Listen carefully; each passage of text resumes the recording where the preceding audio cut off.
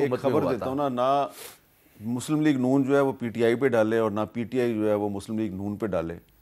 अभी कल एक वाक़या हुआ है तो उस पे जो इंडियन मीडिया है, इंडियन मीडिया खुद ही आपको बता रहा है कि ये पाकिस्तान में जो दहशत गर्दी हो रही है इसके पीछे कौन है। अब ये शहंशाह जो कोई भी है इसका मुझे तो नहीं पता, ना ही पाकिस्तानी मीडिया को पता है, अलबत्ता इंडियन मीडिया को पता है और उनको ये भी पता है कि जेलम में जो एक दहशत गर्दी की वारदात हुई है उसमें शहंशाह इन्वॉल्व है और ये एक सीक्वेंस ऑफ इवेंट्स है।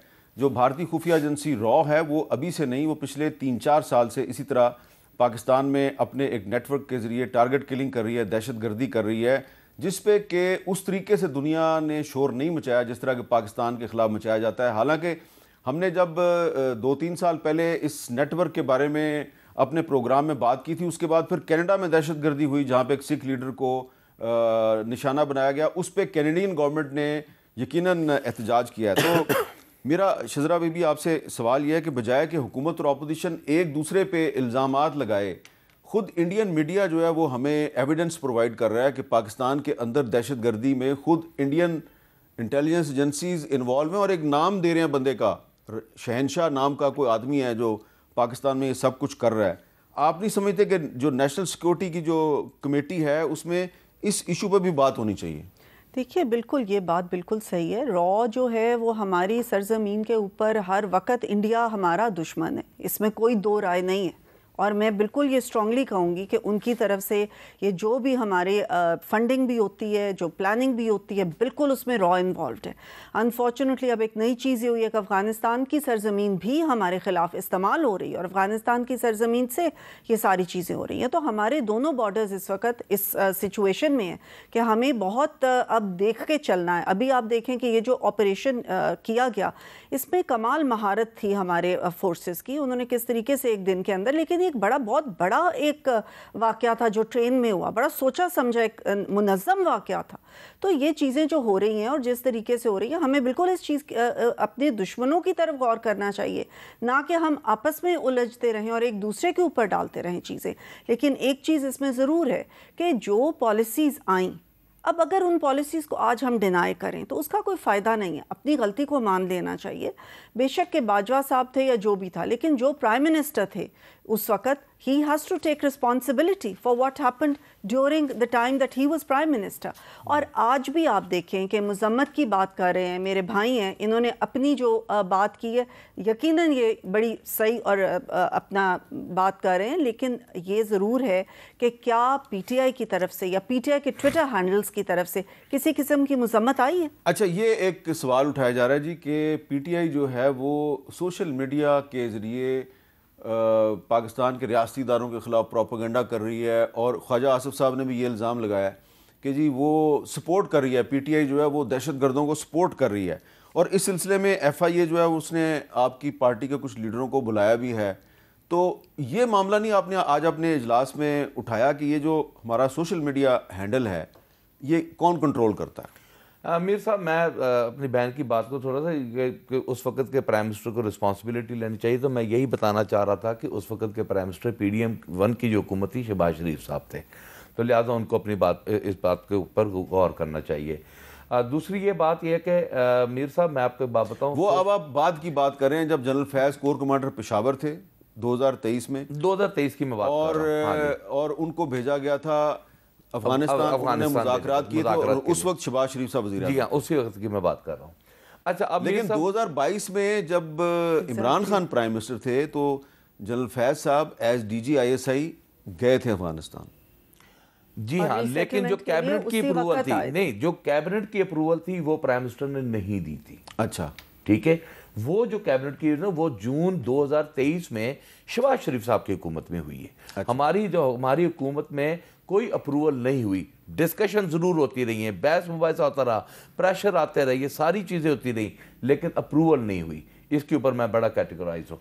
अच्छा मीर साहब, मैं आपको दूसरी बात, मैं आपको एक बात बताऊं कि ये मेरी समझ से बालातर है कि जब कोई ऐसी इनके ऊपर, या देखे पाकिस्तान को ज़रा सी भी आँच आए वो हम सबको आती है, इसमें तो दो राय वाली कोई बात नहीं। मीर साहब, ना तो हमारा कोई और ठिकाना है, ना हमने जाना है। हमारे माँ बाप की कब्रें यहाँ पर है, हमने सब कुछ छोड़ छाड़ के यहीं मरना है, यहीं दफन होना, और ये पाकिस्तान हमने अपने बच्चों को दे के जाना है।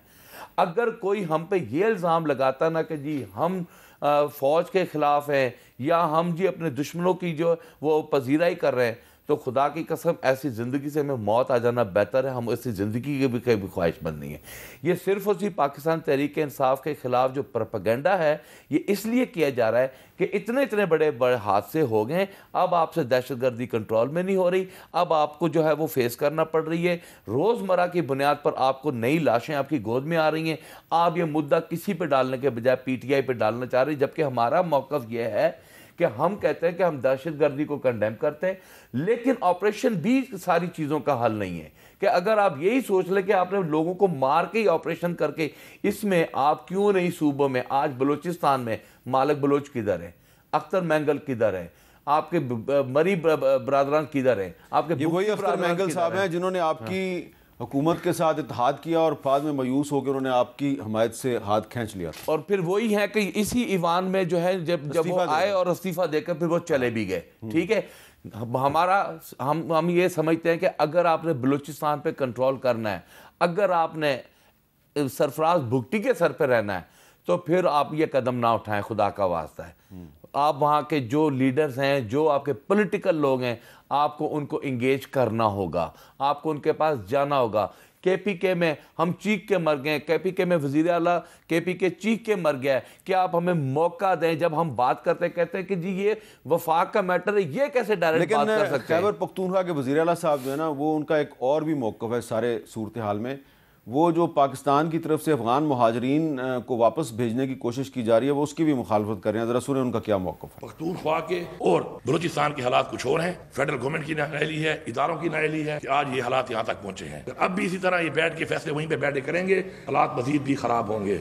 मैंने इनसे कहा कि हमें अफगानिस्तान से मुज़ाकरात करने चाहिए, इन्होंने मेरे ऊपर तनकीद शुरू कर दी। अफगान मुहाजिरीन हमारे पड़ोसी हैं, थे और रहेंगे। मैं बिल्कुल इस हक पे नहीं हूँ जब तक वहाँ उनके लिए प्रॉपर बंदोबस्त ना हो, जब तक वहाँ पे वो जाना ना चाहें, इस तरीके से उनको निकालना। मैं बिल्कुल इस पॉलिसी को मैं इसको एंडोर्स नहीं करता, ये गलत है, ये अनह्यूमन है।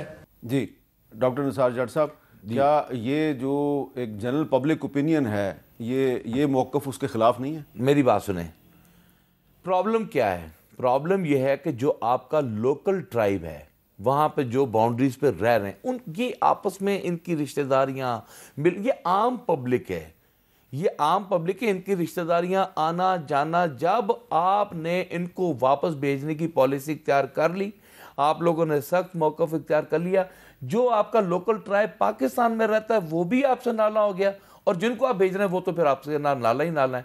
हमारा सिर्फ इतना कहना है कि उन लोगों को मावनत करके, उन लोगों जो पाकिस्तान के अंदर पाकिस्तानी रह रहे हैं, जो KPK में पख्तून रह रहा है, क्या उनके साथ बातचीत करके उनके मसाइल को हल कर लिया जाए तो ये अच्छी मुस्बत बात नहीं है?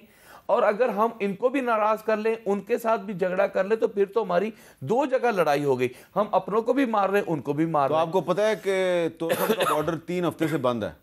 मैं कह रहा हूं कि आज जो कर्फ्यू लगे हैं यहाँ पर, जो हालात हमारे सामने है, हमारे KPK में MNS ने बताया, हम तो सर पकड़ के बैठ गए कि ये किस तरफ जा रहा है। हमने इसीलिए तो आज हमने इसीलिए तो उनके मामलात को सुनकर ये हमने कहा कि आप कोशिश करें खान साहब से मुलाकात की। अगर खान साहब से नहीं मिलते तो कल की मीटिंग में आप MNS को लेकर जाएं और जाकर वहां पर मीटिंग में बताएं। ये बताया पार्लिमानी पार्टी के इजलास में कि उनको मिलिटेंट्स की तरफ से भत्ते के लिए फोन कॉल आती हैं।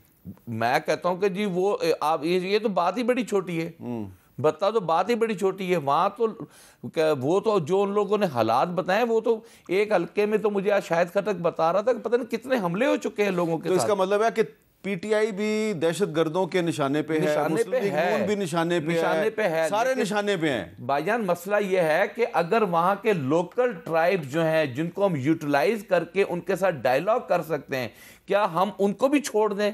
अच्छा, वो तो उन हलकों के ना, वो तो हमारे वोटर सपोर्टर, उनका क्या करना है?